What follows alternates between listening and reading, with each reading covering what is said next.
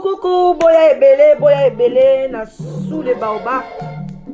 Life together, boya bas, to buka, to déraciner, célibat, femme seule, homme seul, to longola ba parents ba stress, boya ebele, ko s'inscrire, boya ebele, botala ba coordonnées yango wana, email na biso yango wana, numéro de téléphone yango wana, boya ebele, bo s'inscrire. Et kozala bien, maman, kolinga lisu ozala yo moko te, papa, boya, to kata lien wana, tozana nu ebele, ba diaspora, bozala ebele, to lingana entre biso, et kozala bien, to longola AVC, to longola ba stress, to longola penza, tozala together, tala kaka, soki to sto leki ba 45 ans, ti likolo, bana na biso ba koli, ba kena ba uni, ba université, et zo sala ke ba parents bazoti kala bango moko, solitude ebomaka malembe, ezali maladie moko ebomaka malembe, okokufa mala moko te, oko souffrir, eko bengela yo ba maladie ebele, ba cancer, ba diabète, ba maladie ebele, vraiment bandeko na ngai, ba AVC, ba tension, parce que tu es seul. Alors Nzambe ye moko aloba ke l'homme quittera et s'attachera à sa femme. Alors boya ebele, ba maman boya ebele, ba papa boya ko s'inscrire na sous les baobab, live together, okozwa mobali ya malamu, papa okozwa mwasi ya elonga. Vraiment boya ebele.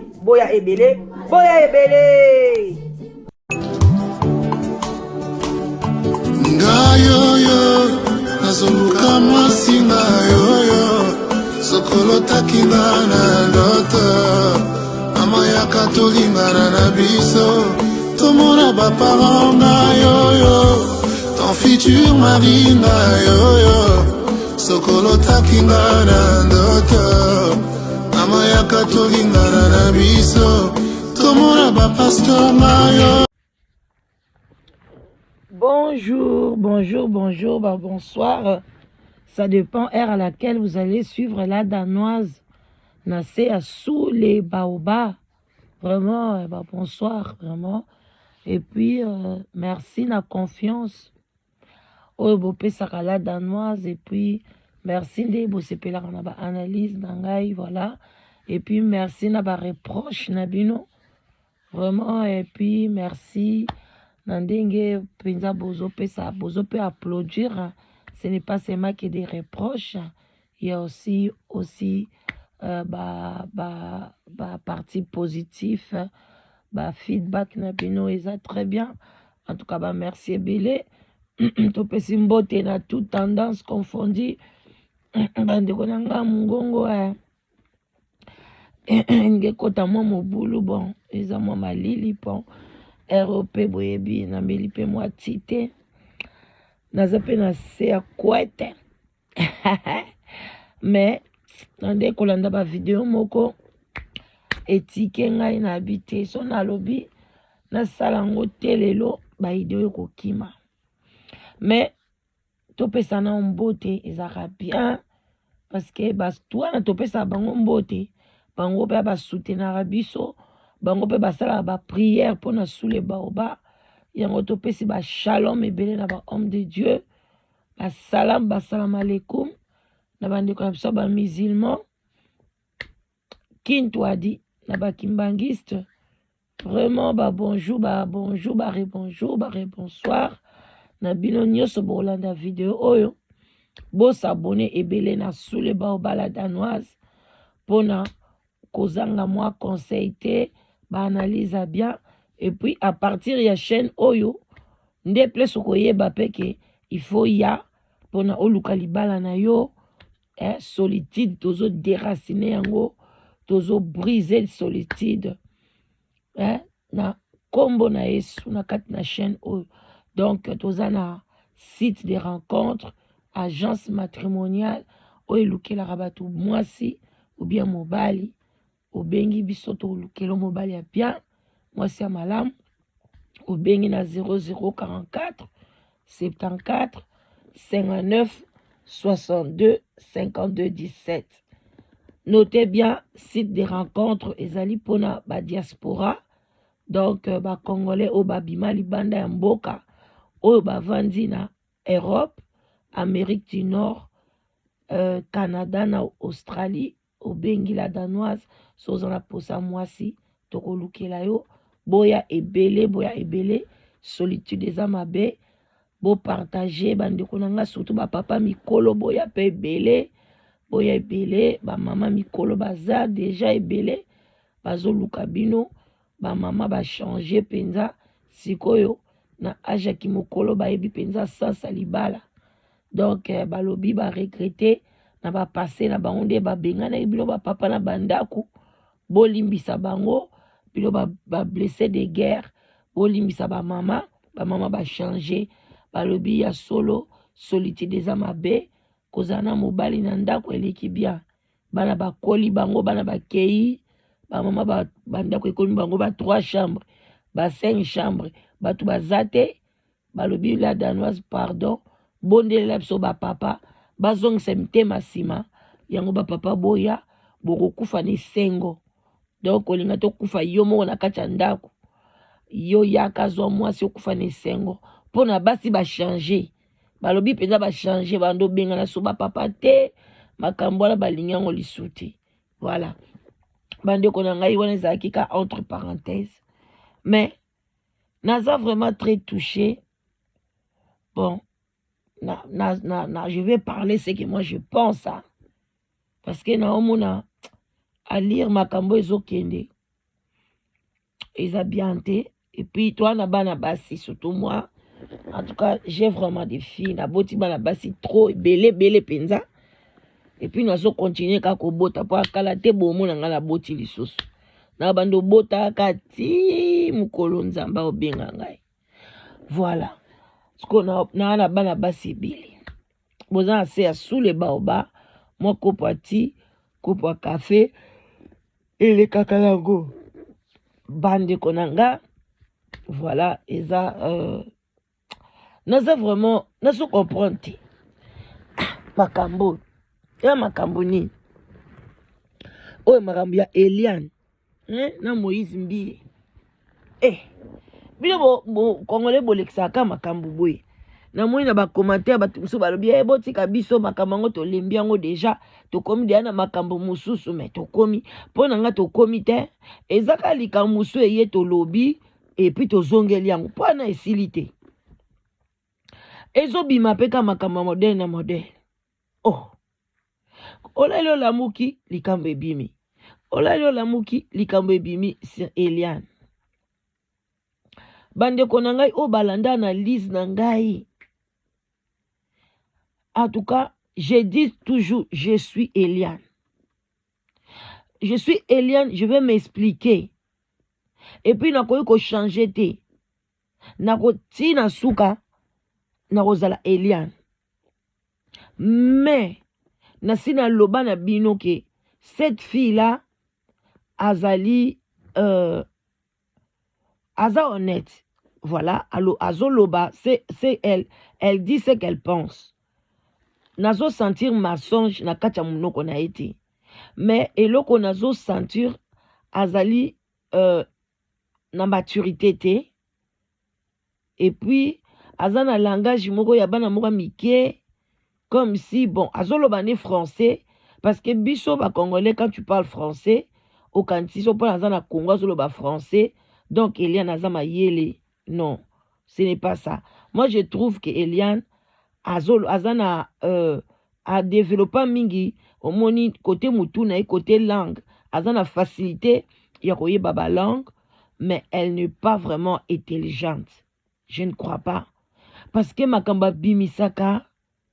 Donc ngai ko tunazo interdire ba asala sous ba vidéo te akene ka ko sambaka kuna to kaka suite akeye pa ya nani ya soki mokolo lopango eso pe kokwa lopango soki pe tokende to nani papa Eliezer Bakambakende koloba kuna, voilà, je vais présenter ma belle famille. Donc, ma maman na na tata na mais Eliane a combien de fiancés? Donc, Eliane, il faut bakende ko délivrer molimo sirène. Eliane azana ba sirène, aza vraiment une fille, azana sirène. Nazo kote la Moïse Mbi était. Et puis Moïse Mbi batu oyo, basi nyonso oyo, oyo abimina Moïse Mbi, oyo abimina na Michel Bakenda, oyo abimina nani oyo, comment est nani? Maï Kalambai, les 3M là, basi wana na asio fo bokende penza kozwa ba délivrance. Bon, donc, délivrance en beau qu'ils et pas où aller ça. Congo payant ils ont Congo ba ventrier. Ngala zo kamwe. Basi wana ba bimina ba 3M wana. Boke koluka délivrance. Parce que ça normalité, même à pied moko pe peignel, azo pété ba plomb. Donc alinga a toujours une actualité. Ake kolokotela biso histoire moko soki ya Rebecca bandeko na oloba kaka na ozo ba sujet na o mélanger hein. Donc bokanisa te ke na oloba bilobela. Donc je prends comme ça, je sais ce que j'ai dit mais na ozonga na makamba Eliane wana. Ye lisu penye la ye a lokoti susu ba ibaki téléphone n'importe quoi. Donc mutu esalate. Oyo pe lisusu oyo mutu ezo salate. Donc, hier quand mutazana, donc Congo mobimba basi nyonso bazawana baluba, bazana bango kitoko te, bazana bango tina te, kaka Eliane dazana beauté, oya ba fiancé. Je ne comprends pas. Je ne sais pas. Yango wana bandeko nanga, mususu so abimi a mozi. Alobio Eliane abotoli ye mobali. Mobali wana Eliane aye kolakisa batu Ben wana babandi na Eliane quand maître avocat na ye na kotiela bino volume. Alobi babandi na Eliane awa na 2000 na 19 fois tozo kota na 20. Eliane a expliqué ki ye aza mwana poto. Eliane a expliqué ye ndenga longoli na ye bazemi wana nyonso tu. Eliane wana ndenga za wana sa mama lobaki akoma ko souffrir ba ventre ba règle ekangamaka susu te mais moi fiancé azui na yeye eza nango problème te pona mutu pe azani atazani handicapé a obala na ye mais mobali wana atiki fiancé na ye oyo komona ye Rebecca atiki ye pona Eliane bandeko na ngai. Entre-temps, Eliane azaki fiancé ya Christian. Bomona na mona nini film moko Eliane wana balati bag ya fiançailles. Nazo ebate soko ezaki Christian. Soko peza mobali mususu soki pe Ben to yebite. Nazo ebate. Donc nazo ebate mama moko na yebite mama ya Eliane. En tout cas excusez-moi za mama moko penzo za na ope moi insensé hein. Parce que comment tu peux exposer ta fille comme ça à balongoli bazemi misato. Et bimina ki na munoko mama akoma koyoka ba ventre passe ba règle kangam ekatana kalisusu te.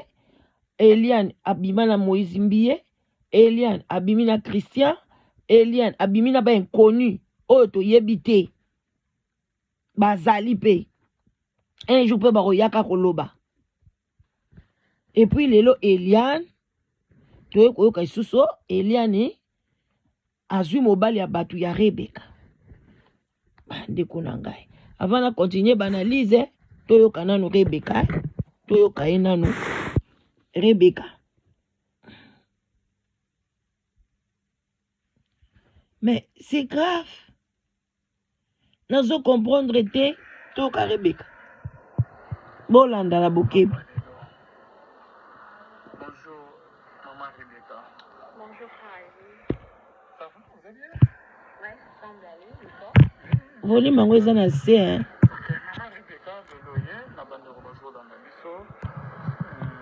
Pourquoi? Message non mais parce que tant on a qui à mon avis que ozolela ozalaki vraiment na ba état na haute au juste pour les ezaki pourquoi tant obengaki biso na téléphone c'est comme si que ozalaki na songa matanga ou comment eza nini au juste Rebecca.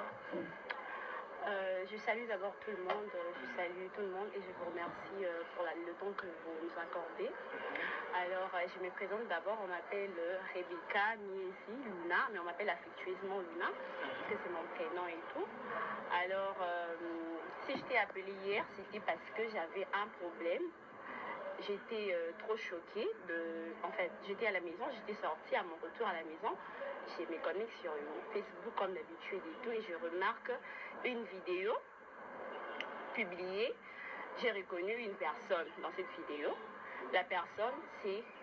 Enfin, je ne sais pas si je dois dire que c'était mon gars ou c'est mon gars. Est-ce qu'on n'a pas rompu? On avait publié quelle vidéo? On a publié. Quel site? C'est le sujet d'Eliane et son actuel fiancé. Ah, son actuel. Voilà. Ok.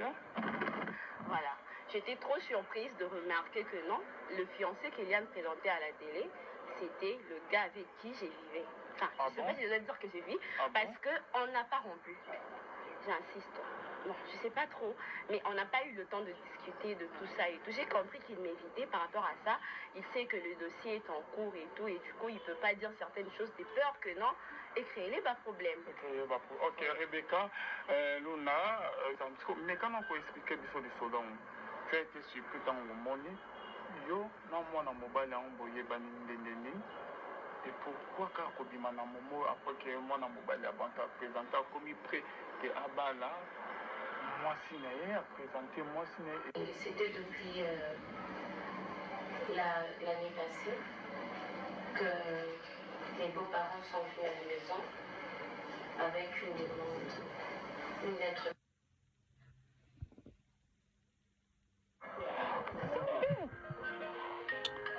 Bandeko na nga bozela moke bokoyoka suite eza vraiment na se makasi oyo eza Eliane moto azoloba ndenge nini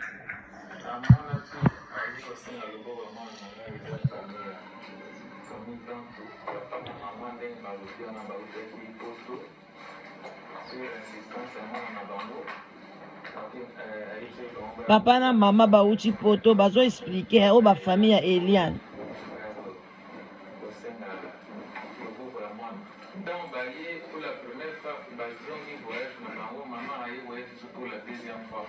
Oh papa Eliane.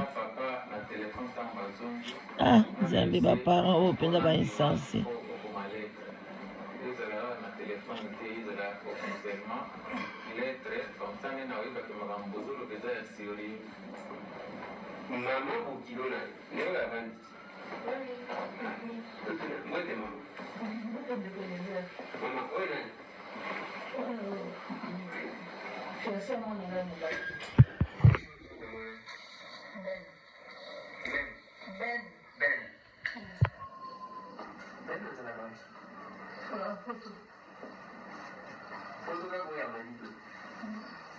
Déjà dans nzela ya poto ya sûr ya besoin di bobalani okabati nzela okei.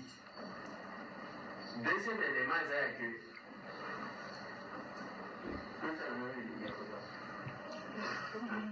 les bazoluka là basomba ceux qui ringi na bombe ceux qui ni mais yo yebi que ozana mobile yango azaka na poto esika oyo bato balinga meme koteka bandako na bango mpona akende poto atikata bakuti na ye libanda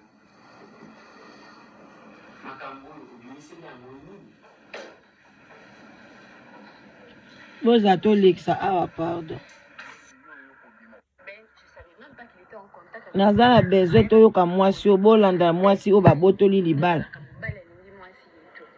On a commencé à vivre ensemble. Il m'avait promis de venir à Kini et tout. Et quand il est venu, Tokutana, on s'est vu, on s'est fréquenté.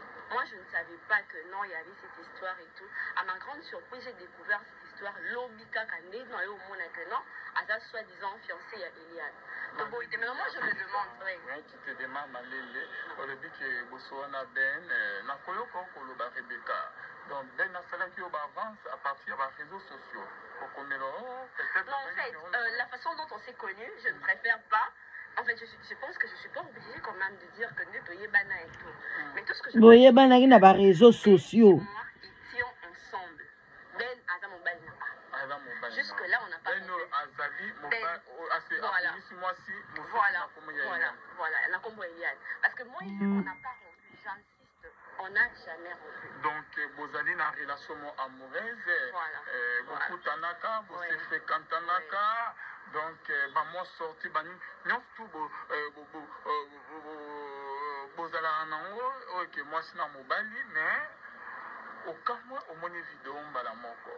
Est-ce que ben abana ko zo tikaka nazo akara ke fin ndengeza peut-être que non déjà je peux m'excuser que abana ko zo juste une copine passagère to abana vraiment vous considérez bon moi je sais qu'il m'aimait et je l'aimais aussi en fait parce que je ne pense pas qu'on se réveille un bon matin on tombe amoureux.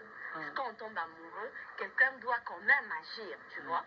On était comme tout le monde, il m'a promis de choses, car à Nengezalara, tu vois, quand des gens s'aiment et tout. Je ne sais pas maintenant, actuellement, au sujet de ses sentiments. Mais moi, tout ce que je sais est que Ben m'a aimé. Parce que c'est ce qui a fait à ce que je fasse attention à lui, tu vois, un peu. Nous rencontrons beaucoup de gens dans Banzéane, tout Tamboulaka, partout, en fait, à l'église, sur les réseaux sociaux et tout. Mais Ben, c'est parmi les personnes, en fait, c'est une personne qui m'a fait rêver, en fait. Ok. Bande konangai. Tozokene minute ezokene mbangu na boy video ezala mulai. Donc ndenge za wana Rebecca oyo ayebanaki na Ben avant Eliane. Jusque là lobi ke Ben nanu ayebisa ete ke aboye. Mais bomoni ke Ben wana fo ezala komoneza Benjamin. Ko mona ba parents Ben bozomwa ke ba parents na ba koli makasi. Cela veut dire que Ben a cause alem sou mwana suka. Donc, parents Ben Baye, je crois que la peine à l'église, il y a, je sais pas ce qu'il y a pasteur, voilà, ou aller, ça je crois. Il y a qui wana, s'est présenté, memi bangoti na télé, pour na mokili mumbeye que moi na oyo azui fiancé na poto. Alingi en 2019, et puis a expliqué qu'il y a problème nyonso. Ben andimi na ye bon place ba kutana na Eliane ezaka ka nyonso ba réseaux sociaux kaka donc maramba ba réseaux sociaux parce que Ben avivaka na ye na poto tangu pa ye auti Pekin akutani pe na Rebecca azana ye pe na ba relation na Rebecca mais Rebecca akamwe aye komona kara aleki et pas il y a le même fiancé il y a Rebecca wana aleki sikoyo et pas il y a Eliezer en disant que non, Aza fiancé, tout et tout, Azo s'est préparé à bala Eliane. Et ça lié choc. Entre-temps, ceux qui bolandi vidéo, wana, bois qu'il y ait ceux qui malades en PC. Bon, Azo y batté malade en PC, nan ya bois qu'il y ait, yé moko azol ba efezala, et outi pas Eliane, moutan moussoupe et outi nzela moussala na ye. Donc là, on ne peut pas confirmer. Mais moi, esalinga passe. Ce qui yo maman, parents, oyebi ke moi na no ba violé. Oyebi ke moi no ba longola ke ba zemi arbitrairement. Et puis procès ezali. Ata ba eko fiancé moi na yo. Pourquoi zo l'exango na ba réseaux sociaux? Hein? Pourquoi ozo kolinga ko sali réputation? Parce que maintenant Ben wana monani ki azane pe un garçon moko moi farceur. M soupe lobi akobala na epe Eliane ngote. Ale mobali nini yango liso akoya oya pa en tout cas mibali ya poto penza. Ko tous les sala bino na poto ou bien na ye bakate. Neti yo penza Ben ko tout la oni na âge na yo wana na ebité sur na 28 ans, ceux qui 30 ans, ceux qui 26 ans, mais au cause na moins de 30 ans. Donc ba jeune fille ba no yo tanga na bango na poto wana. Baza susu ba cité. Donc ba komi bana mibali pono longwa wana okende ko so Eliane. zwa yo ya na ye na poto komona makambo na yo okomona mingai papa Ben Moïse Mbiye mwasi oyo asakaneli alongoli bazemi ata kuta azalaki mwana moke yango de banyonso bazoloba ale yo mpenza Ben mwasi omoni nde ye elie naza mwasi moko fo apema nanu na banyonso asali aya balongoli ye bazemi libumu eswaka ye makili ebimaka ye fo na nazwa batraitement avant banda su makambo barapport oyo même mama na ye aza na souci ya sante ya mwana na ye te mbala moko kaka opesi pa mobali mosusu si seulement si c'est réellement vraiment que bolobi ke mwana wana mpenza azobima bamakila wana nga mwana na nga azobima bamakila ata fiançaye na koloba non fo azwa no batraitement wana d'après nga. Et puis de deux ngai na koteli Moïse Mbiye jamais parce que Moïse Mbiye a accepté ka abima na Eliam soki Eliane eza pe bien te na mosali na Nzambe eza normalité yo mtoza mutu ya train obalaka pe déjà na France oza na mwasi na France obala odivorçaka boy dans les vides sans problème bobota mwana moko. Et puis les gens bientôt famille wana balobi pe baza na kotala bako témoigner pour na ba confirmer makambo yo. J'ai eu aussi des appels ya ba proche ya famille wana ya batu église ya France balobi non les papas de Moïse Mbiye azaka strict na ba église na yeso ki pasteur moko petit alvandisio mais bazo comprendre te comment banda mwana na ye makambo nyonso ebimi azovandisa ye te baza komi tuna bakestion bato ya église babengaki nga. Moi je dis c'est que bato babengi nga ale komona lisusu mwana na ye makambo nyonso asali Moïse Mbiye aza na ye libre azo prêcher naza vraiment pas d'accord ndenge procédure Moïse Mbiye azo memelango même si c'est yazo mimona kaza innocent mais quand même tango likambo ekwele lui ya munene ndenge wana bazo akize yo na téléphone no bamoni il faut ovanda ozela bakati likambo. Est-ce que Moïse Mbiye yo pono zela 6 mois ou bien 3 mois une année bakata likambo na yo entre temps ozo vandi na ban et ko coûte oni et écoutez le côté ça veut dire que ozo sambela vraiment Nzambe oya ya lola te Moïse Mbiye ngana za pour yote. Mais je regrette que yo Moïse Mbiye tu te dis que ozama yele tu te dis que quoi obimina Eliane une fille qui ne sait même pas contrôler ma fiancée azana trouble de fiancée une fille le quoi Eliane boza sur soit côté na libala akokoka kovanda na mobile moko pendant 10 ans 15 ans il faut avoir ba délivrance parce que kobima déjà na Moïse au côté déjà ba gege na nzoto na yo et puis ba keno ko délivrer où et pas pasteur nini. Donc moi je regrette tant na roloba tu olingarabaluba te. Donc moi je vais parler comment ça, toutes les choses là elles ont passé kaka sur Bakassayen. Pourquoi pas yo Eliane bakole qui sont pas pasteur moko ata ya mongo, pasteur moko ya lokele, pasteur moko ya mbunza, pasteur moko ya bandundu, ata même ya motete là. Il faut que kaka pas pasteur ya muluba lisusu de kuno lobi ozwi délivrance. Eliane tozali awa na kati ya mokili oyo. Toza na yo awa na kati ya mokili luka délivrance ya solo. Mama ya Eliane pe luka délivrance ya solo. Yo moko po yebi dossier na yo mama Eliane. Ngai memi dossier mama Eliane naza nango na maboko. Yo pe luka délivrance. Boza on a bino nyusu boza envoûté. Allez, vous voulez aussi bo envoûter les sous médias. Les enfants au bazana âge ya Eliane. O bazo kota la histoire ya Eliane. O batozo bunda poda ke bana wana ba kwenda makambo Eliane te. Bio penza mama ya Eliane, ozo éduquer bango nini, kolakisaka Eliane partout, beaucoup de fiancés comme ça, ozo lakisa biso. Pourquoi kozaka te ke bofani na bino kimia, aza na fiancé na ye, ezala médiatisé te, justice na ye sili, abali na ye akei, ekofuta bino eloko nini.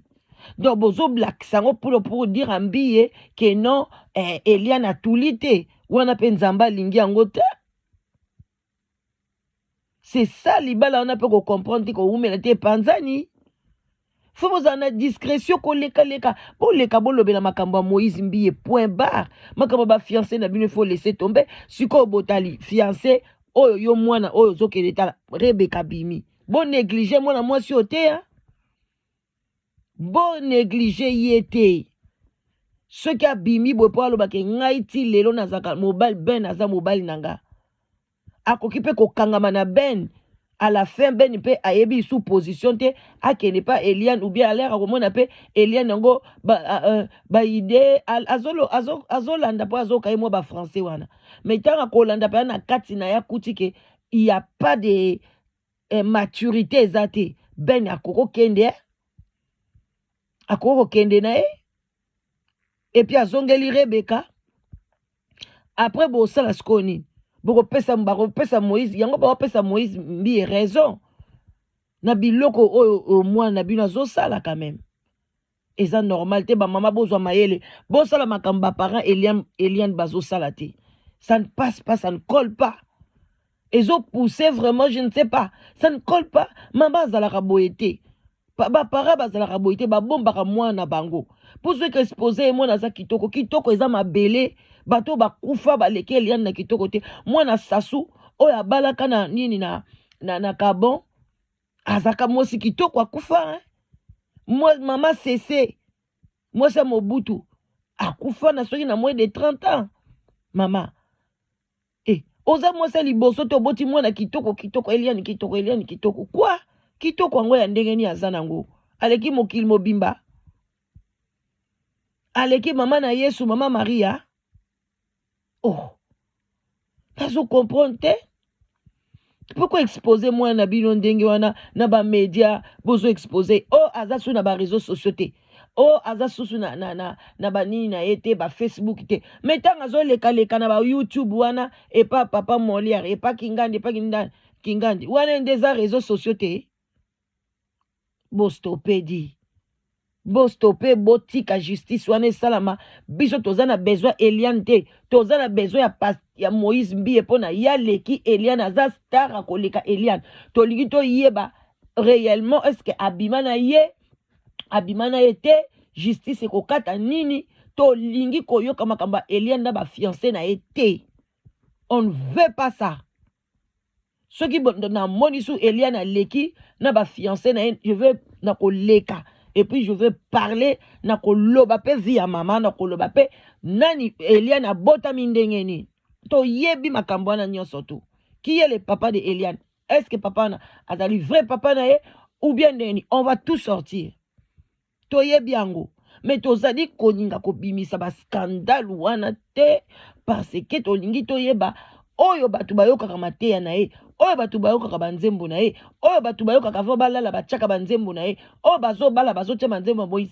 est-ce que azali vraiment criminel alongolaka basi bazemi ou pas? C'est ça tozozela yosko yozolobake yoyo ko sauver ba âme o sauver ba âme na ba fiancé ko changer ba fiancé oye ko détruire ba âme ou bien ko sauver ba âme. Parce que jusque-là, tu fais que détruire ma âme. Il y a ce qu'on va dire qu'on détruit, que moi, c'est cause on a 3 fiancés. Na âge il y a 20 ans, au Balobi, au Botami, na 89. Na batango, ba osa la calcul. Cette année, au coq, ça 21 ans. Pourquoi bazo insister qu'à 20 ans? Bazo ba bien au Botami, na 99. Ba na 2000 années, au bakok, ça qui 20 ans. Moi, j'ai ma fille à Botamaki na 2000 années, c'est 20 ans. Donc, yoko ça 21 ans. Alors, arrête ces bêtises-là. Oh, bozo ça et là-bas. Assez, n'a pas fiancé na yo. Moi, na 21 ans, a kene koleka 3 fiancés, à longo la 3e. Ça, c'est pas une éducation. Azan éducation, te. Maman, il faut accepter que fille na yo, azalak, azan na ye fille légère. caleçon pété. Exactement pour la bimina Moïse Mbiye, ndeto pesa yeba grade moko boye, azo mérité te. Non. Aza caleçon pété, après Mbiye, ba fiancé combien soit bandi kolak sabatu. Aza na 21 ans, bozo wele lani. Ako kofana même ti 26 ans, sa mobali, alongwe kana mobali o, azu mobali o. Alongwe na mobali o, azu mobali o. Pourquoi les fesses chaudes comme ça? Pourquoi voir les fesses chaudes? Entre-temps, azo saigné. Oh, mais c'est quoi? Moi, je ne sais pas, maman. Azo ngala zo mona ba ami ya eko sauver te. Atozo mona ngote. Moïse Mbiye déjà ba kiza ye na makamne nyonso ba signe na ye ba église na ye ndenga construisango ba tout ba tu nyonso ba ebiki à travers dans les faux. Mais to linga kinde makamba Eliane et ya ko confirmer kaka ba makambo wana nyonso tout. Mais ce que Eliane yango azo se comporter mabe. Maintenant dis-moi, ndengeni batu ba yango ba ko pesa sko Moïse Mbiye raison.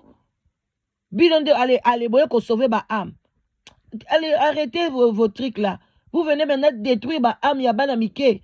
Bango so ba comme ba fiancé ba longola ba zemi ou quoi. Boye ko sala propagande ke mutako longola ne ba zemi ako tanga makila na e me fiança poto ko ya.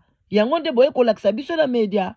Ale bana Congo ba sala ba bêtise ba longola ba zemi ba ebike mibali ya poto lokwa awa bazanga basi baza ba mona ke basi ya poto so ba koma nzoto malili ale bakenda ko zo basi ya Afrique ba quantité tango ba ko yawa yango bazo kima bango bazo bela mitu pasi. Ale bino basi Afrique so bo ya bo kima ka bango kande bo kima bango parce que baza ba mibali moko je ne comprends pas. Ale Rebecca yeyo a komi na maladie en PC a komi na ba problème moi ça ba ta kondi. Bokende kuna et pas na site ya la voix céleste boko landango. Je crois que possible Hollanda qui ont pas essayé l'équipe à jour. Ngakaka inspiration ya nabi na lo banane parce que assez c'est assez na ba parents Eliano. Donc maman na yazo laksa déjà que yemoko pa bota na ba bibali ebele alongola pe bazemi. Comment soutenir ta fille na ba niveau boye vraiment? C'est une fille à taper. Moi si Eliane était ma fille na ko beta ye penza abandonné tanga yaki ka ba bêtise wana mbie na betie toke na justice menanda kozo zo bankuba. Encore aux en Afrique. Alors que fundanga wapi. Nazo naza si tia ko bala no ata so fiancé na ko lingate. Ti azwa penza conscience. Allez yo maman, allez na ba parents ngo pe ya papa ngo ya ben. Je comprends pas bino nyo surtout bozaka dans la sorcellerie. Allez. OK. To solo li merci. Bye bye.